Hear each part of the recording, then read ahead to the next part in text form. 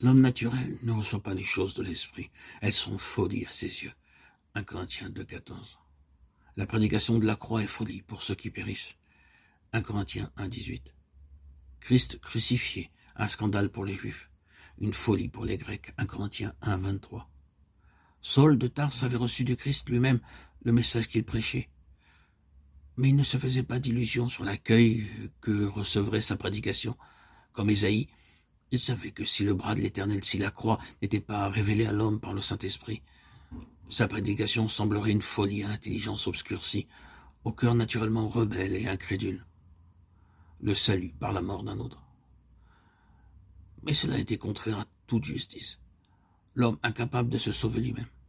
À la vérité, ceci était incompréhensible et incroyable.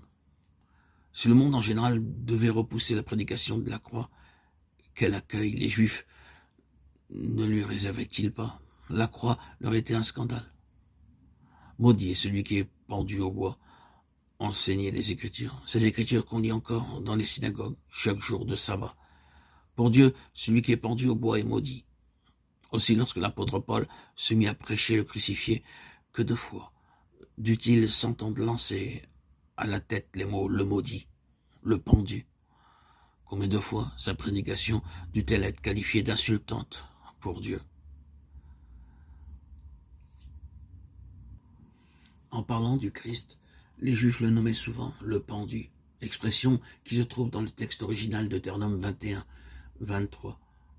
Sans l'illumination intérieure du Saint-Esprit, ils ne pouvaient comprendre que les paroles mêmes du Deutéronome annoncent, expliquent la croix du Christ, lequel fut fait malédiction pour nous.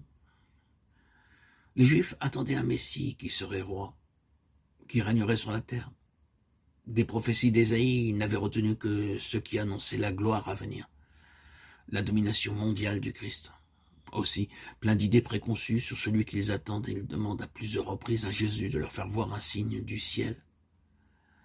Attristé, le Seigneur leur répond qu'il ne sera donné aucun autre signe que celui du prophète Jonas. Comme Jonas fut dans le ventre d'un grand poisson 3 jours et 3 nuits, ainsi le Fils de l'homme sera dans le sein de la terre 3 jours et 3 nuits. Matthieu 21, 40. Le calvaire et le sépulcre annoncés par Ésaïe et l'expérience mystérieuse de Jonas, signes donnés par Dieu pour révéler le Messie, auraient pu préparer les Juifs, les rendre capables de reconnaître en Jésus celui qu'ils attendaient. Mais comme l'avait prophétisé Ésaïe, ils entendirent de leurs oreilles et ne comprirent point. Ils virent de leurs yeux et n'aperçurent point. Ésaïe 6, 9, Matthieu 13, 14. Bien qu'ils ne savaient pas les discerner, les Juifs demandaient des signes et les Grecs cherchaient la sagesse. Et les uns et les autres manquèrent à reconnaître dans le Christ crucifié la puissance et la sagesse de Dieu.